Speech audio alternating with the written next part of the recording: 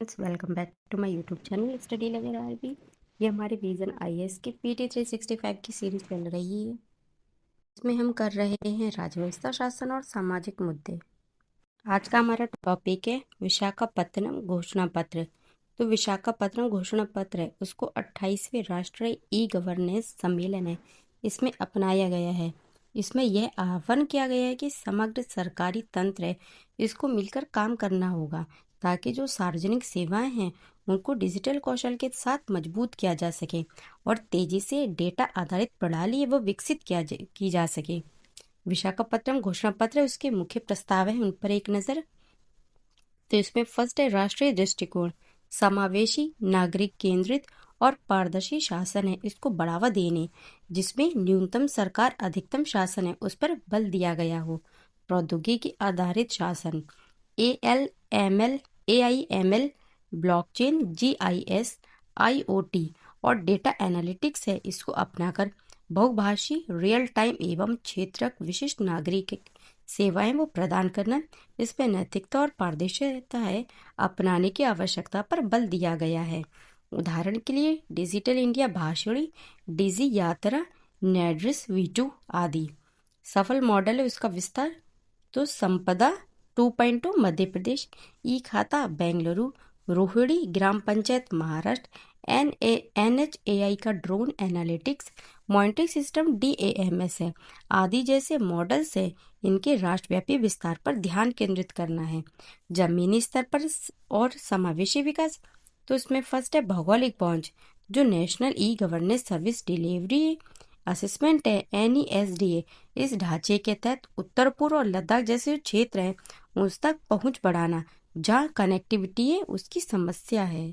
Cyber सुरक्षा और स्थिरता, तो zero trust architecture, post quantum सुरक्षा तथा AI आधारित निगरानी जैसी तकनीक है उनको प्राथमिकता प्राप्त क्षेत्रों को जैसे परिवहन, रक्षा एवं नागरिक सेवा प्लेटफॉर्म है उसमें लागू करना। कृषि और संधारणीयता, तो नेशनल एग्री स्टैकेस के माध्यम से किसानों को बेहतर क्रेडिट, सलाह और बाजार तक पहुंच प्रदान करना। संबंधित तथ्य देख लेते हैं। तो अल्बानिया है, उसमें जो विश्व है उसका पहला एक मंत्री नियुक्त किया गया, वो भी कौन सा मंत्री? AI मंत्री नियुक्त किया गया है। कहाँ पर? ये याद रखना, अल्बानिया में। यह AI जनित बॉट है जिसे क्या नाम दिया गया है? तो जिसका नाम है डायला। ये सभी सरकारी जो परियोजना है उनके सार्वजनिक टेंडर का प्रबंधन और आवंटन करेगा। इसका उद्देश्य पारदर्शिता बढ़ाना एवं जो भ्रष्टाचार है उसको कम करना है। नेक्स्ट है global education monitoring jam report 2024। तो यूनेस्को है, यूनेस्को के education 2030 Incheon declaration and framework for action है। इसके तहत ये जो रिपोर्ट है ये प्रकाशित करनी होती है। ये रिपोर्ट सस्टेनेबल डेवलपमेंट गोल्स 4, गुणवत्तापूर्ण शिक्षा और अन्य SDGs है, उसकी दिशा में प्रगति की निगरानी एवं रिपोर्टिंग उसके लिए जारी की जाती है। रिपोर्ट के मुख्य बिंदु इन पर एक नज़र। तो इसमें फर्स्ट है शिक्षा प्रणाली, इसमें जो व्यवधान है वो पिछले 20 वर्षों में कम और मध्यम आय वाले जो देश है उनमें कम से कम 75% चरम मौसमी घटनाएं हैं उनके दौरान स्कूल बंद रहे।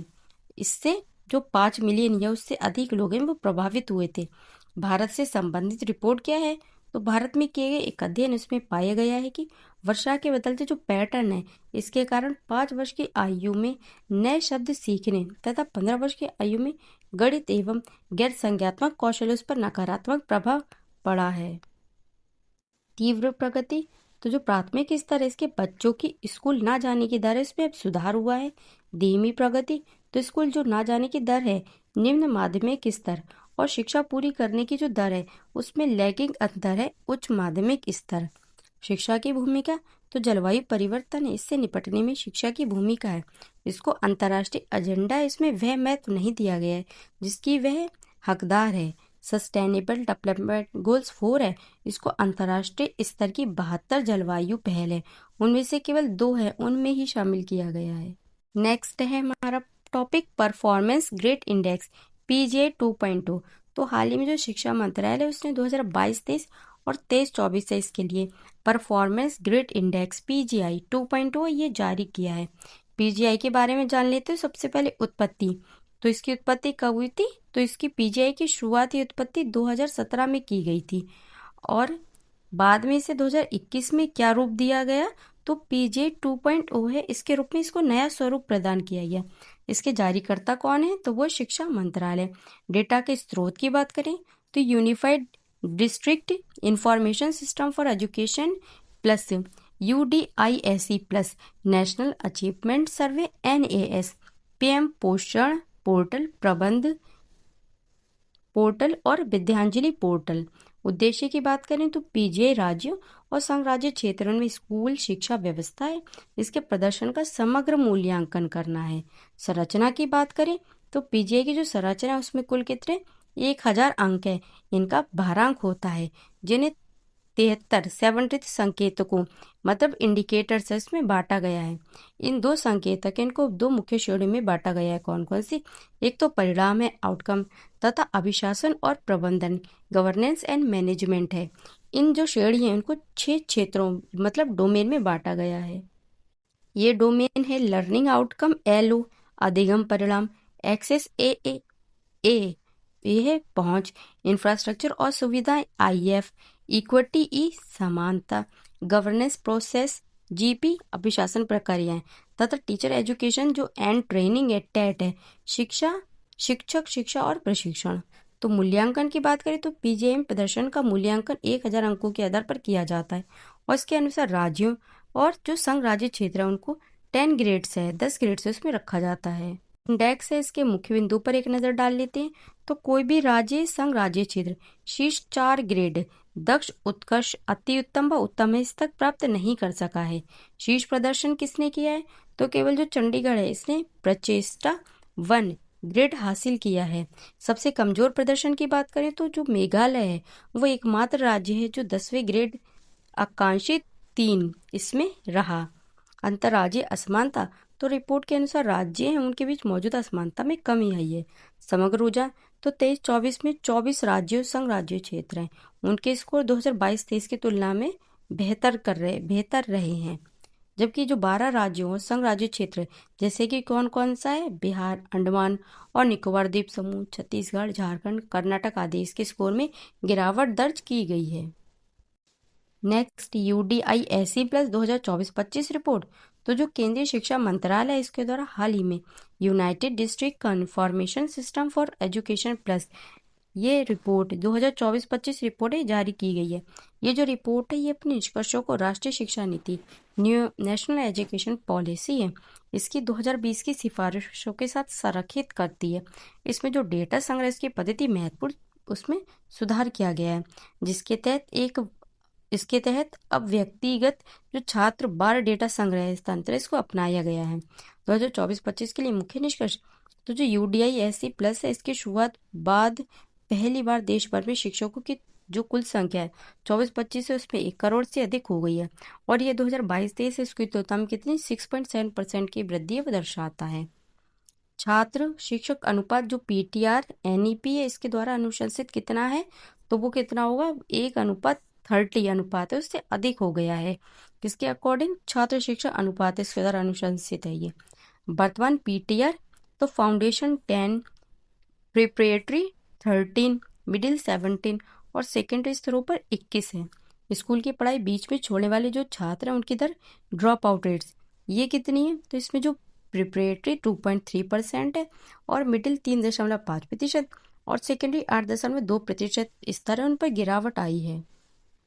सकल नामांकन अनुपात GER, तो ये मिडिल स्तर पर 90.3% और सेकेंडरी स्तर पर 68.5% इसका तक का सुधार किया गया है। एकल शिक्षक वाले स्कूल है इनकी संख्या में लगभग 6% की कमी आई है। इसी प्रकार शून्य नामांकन वाले जो स्कूल है उनकी संख्या में भी लगभग 38% है इसकी भारी गिरावट दर्ज की गई है।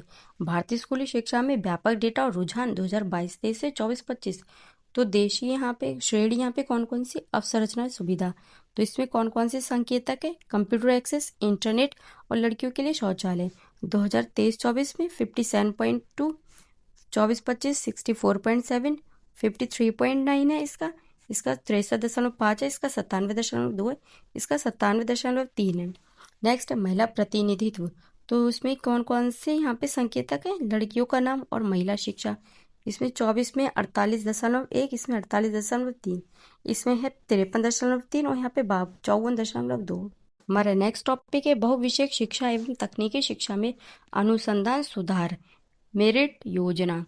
तो केंद्रीय मंत्रिमंडल इसने multi disciplinary education and research improvement in technical education अर्थात मेरिट है, इस योजना के तहत बजटीय सहायता है उसको मंजूरी दी।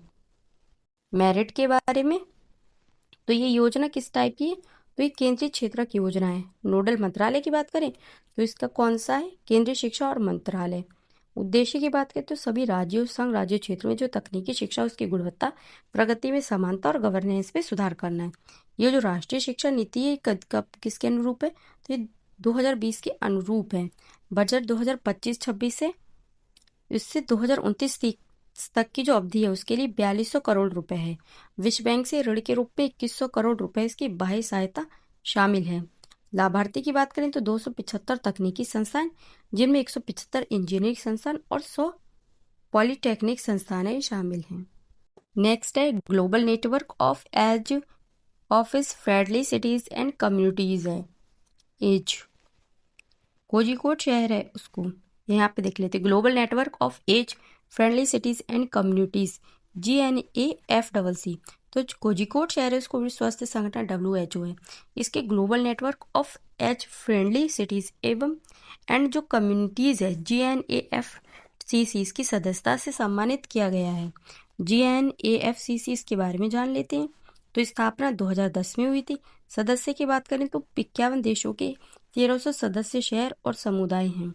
लक्ष्य की बात करें तो पूरे विश्व के शहरों समुदाय और संगठनों को जोड़ना ताकि जो वरिष्ठ नागरिक हैं उनके लिए रहने योग्य समाज विकसित किया जा सके। मुख्य उद्देश्य की बात करें तो प्रेरणा देना, यह दर्शाकर कि क्या किया जा सकता है और कैसे किया जा सकता है। विश्व भर के शहरों समुदाय उनको जोड़कर जानकारी अनुभव एवं ज्ञान को आदान प्रदान करना। नवाचार उस पर आधारित और ग्रामीण जो नवाचार पर आधारित और प्रामाणिक जो समाधान है इसको खोजने में समुदायों की मदद करना। हमारा नेक्स्ट टॉपिक है सार्वभौमिक टीकाकरण कार्यक्रम। हाल ही में जो WHO यूनिसेफ है इसने 2024 के आंकड़े जारी किए हैं। ये आंकड़े विश्व भर में टीकाकरण से जुड़ी सभी सबसे बड़ी और सबसे विस्तृत जानकारी प्रदान करते हैं।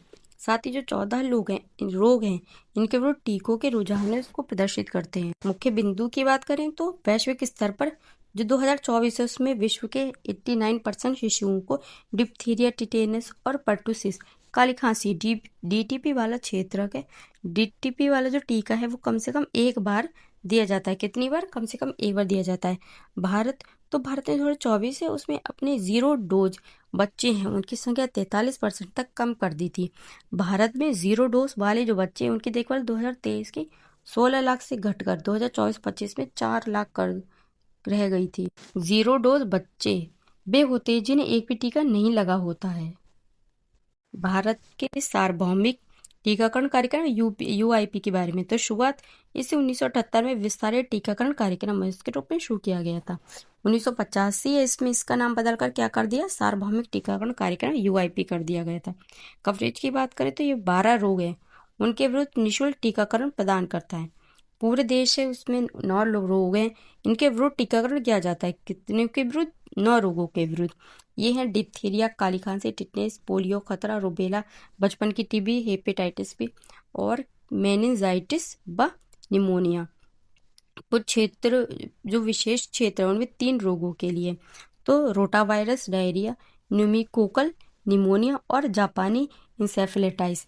तो ये तीनों रोग हैं इनसे रिलेटेड